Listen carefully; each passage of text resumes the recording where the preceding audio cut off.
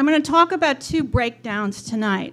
Thankfully, neither are my own, although I could serenade you for the entire evening with those stories.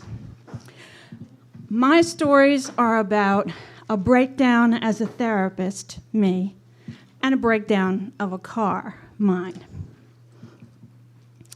For a long time, I was the epitome of the perfect therapist. I had a high-rise, expensive office. The Kleenex matched the carpet. It resembled in no way my own home, which was decorated in one accident perpetrated upon another and another. But I loved my office. It made me feel closer to being a real therapist. And for the most part, my therapy patients helped in that regard, in that they seemed to respond to what I did for them and with them and get better. That was until Annie. Annie was the first person who was referred to me by an oncologist. After that, I got a number of referrals because it appears that depression and cancer are very much hinged, both in terms of dealing with the day-to-day as well as the inevitabilities that are shoved in your face. Annie and I worked together for a year and a half, and she was a real street fighter when it came to cancer, which was marching relentlessly through her body. But the things we worked on were fairly mundane many times. Her recalcitrant 12-year-old son, the fact that he didn't get along with his new stepfather, those kinds of things.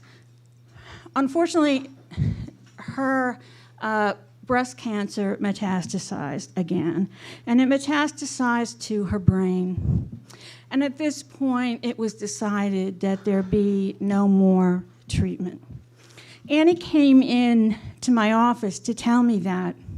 And with that knowledge, the first thing she did was reach down into her bag and pull out a new pack of cigarettes. She and I were going to light up the world. Unfortunately, I didn't smoke and had absolutely no intention of starting, and we were in a medical building that would go absolutely bullshit nuts if there was any smoke detected. So I'm thinking, what would a real therapist do? And I didn't know. So I said, let's go outside. So Annie and I went outside, and we leaned against a green Dodge in the parking lot, and our faces were tilted up into the sort of the new spring sun. And Annie is puffing away and says to me casually, "What is it you believe?" And I'm stunned. I don't know what I believe. I believe data. And I said, well, you know, it's not so important what I believe, Annie. It's what you believe that's important. Bullshit, Martha. That's bullshit. I want to know what you believe. And I said, about what? And she said, about dying, about where we go after we die, about prayers, about God answering our prayers. Well, you know, I mean, Jesus, I had 16 years of Catholic school, but I didn't have a single answer for any of those questions. And so I started again and talked about how there was data about the healing power of prayer. And she had just about had it with me and actually came over and bumped me in the leg and said, cut it out. I want to know. I need to know. And then I realized what she was asking me. And so I struggled, and I struggled out loud, and my final answer was a mess. And it was that I didn't know. Sometimes I thought I knew, and other times I was sure I didn't. And right now, I had no idea where I was. And for some reason, that sorry-ass answer was satisfactory to her. And she let me back in. She lit up another cigarette, and she said, "You're going to be with me, right?" "What?" "You're going to be with me." "What do you mean?" "Till the end." I'm thinking, what end? She goes, "The end, Martha, the end. You're going to be with me." Again, there's part of me that's thinking, what would a real therapist say? I had never been taught any of this stuff. And I said, "Yeah, Annie, I'm going to be with you till the end," having no idea what that meant. At the same time, my car was stalling out. It particularly hated bumps in McDonald's, in the Safeway parking lot, and would stall out, leaving lines of people royally pissed off at me. That's McDonald's. And me stranded with groceries at the Safeway. And I finally brought the car to the person I should have brought it to at the beginning. And this was a person whose name was Chuck. But he worked at a place called Malcolm's Automotive. And over the years, I had so associated Chuck with Malcolm's that I always called him Malcolm. Chuck always had a perfectly pressed gray denim uniform with the most remarkably clean fingernails and a deeply resonant, calming voice that would have qualified him to be an FM DJ late at night, comforting people in their insomnia. I would always say, "How you doing, Malcolm?" And I go, "Oh, God, I'm sorry. I guess a lot of people do that." To which he would always go, "Well, actually, no." But I described the problem to Malcolm, and he was very satisfied and confident that he could fix it. Malcolm had always fixed it, and he conveyed his confidence this time. So I rented a car and went back to work. Annie was sliding downhill faster than any of us had anticipated. She was in tremendous pain and was vomiting a great deal. She entered hospice to have better pain control. Hospice is one of the few places in life that says, we can't fix it and we're not going to try. She went in and started having people call me immediately, and I began to understand what it meant to be with her until the end.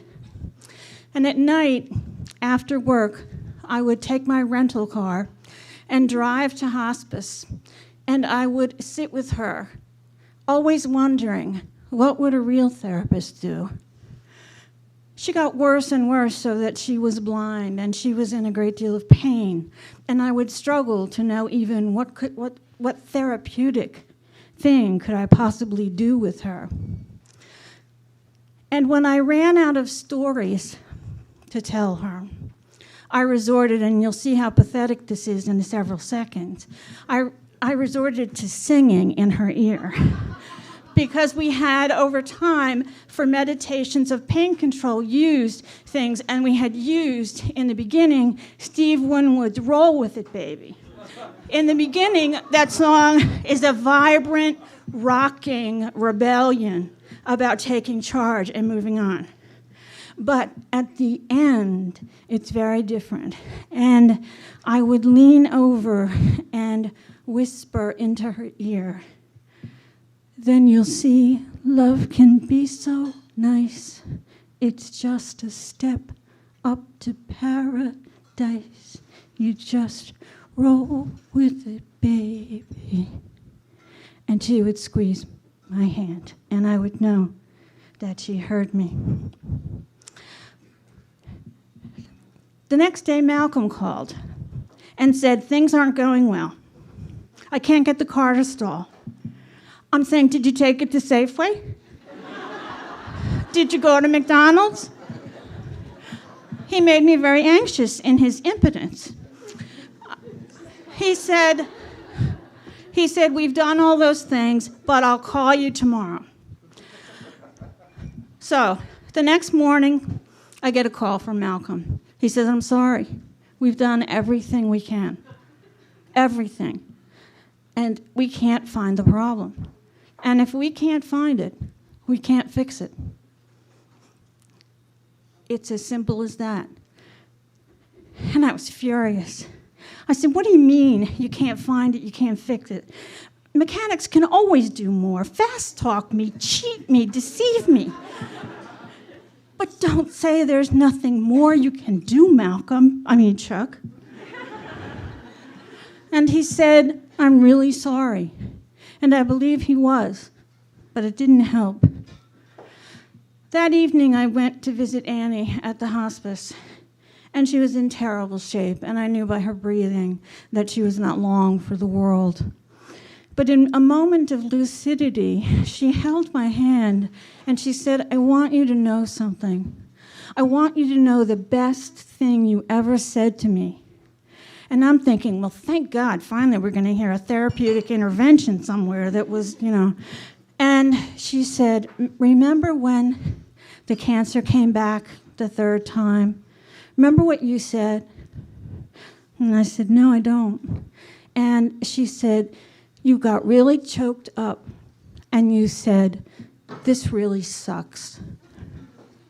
And I'm waiting to hear the therapeutic intervention. And then I realized that was it. All of it. 15 years of training and experience in psychotherapy. And this really sucks had the most impact on this dying woman. And just as I was despairing, she with great effort leaned her head over to look at me, and she said, and it really does, it really sucks. And all I could do was look right back at her and say, yeah, it really does. I kissed her on the cheek, not knowing when I would ever see her again. And as I was leaving and closing the door to her room, there was someone down the hall leaving another room. And from a distance, I could tell that it was a man, and then closer I could tell that it was a tall man in a uniform, a gray uniform. It was Chuck. Chuck was at hospice. And from the way he was leaving in that drooped-shouldered, quiet way that people leave the rooms of the dying, I could tell that he was leaving someone he loved.